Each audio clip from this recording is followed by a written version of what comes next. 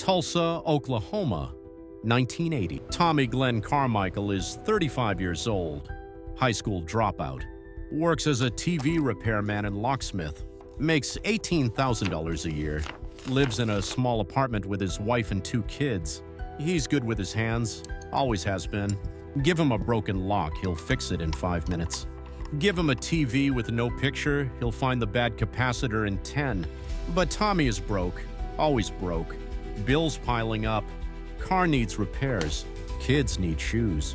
The American dream feels like a joke. One day, Tommy's friend Rye calls. You ever been to Vegas? Can't afford it. What if I told you there's a way to make money there using your skills? Tommy listens. Ray explains. Slot machines are mechanical.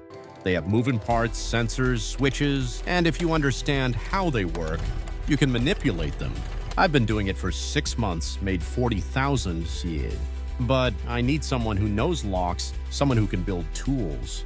Ray shows Tommy a crude device, a bent piece of metal attached to a wire.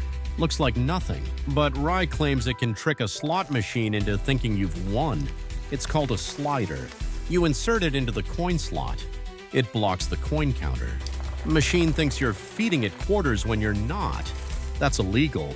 Only if you get caught, and we won't because we'll be smart. We'll hit different casinos. We'll keep the win small. We'll look like lucky tourists. Tommy thinks about his bank account. $247 overdrawn last month. Credit cards maxed out. Show me how it works.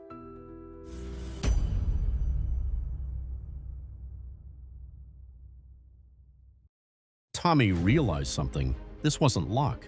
This was skill. He wasn't gambling, he was studying machines.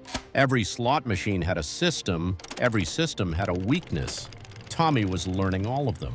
He began buying old slot machines, not to play, to take them apart. His garage turned into a workshop.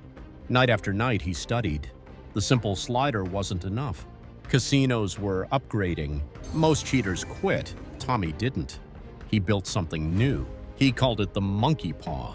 It required skill, like picking a lock in the dark. But Tommy was a locksmith. The Monkey Paw worked. Money flowed in.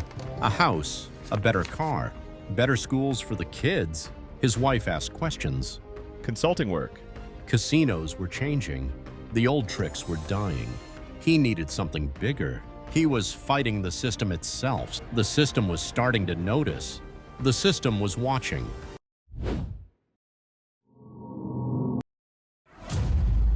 Casinos started noticing patterns.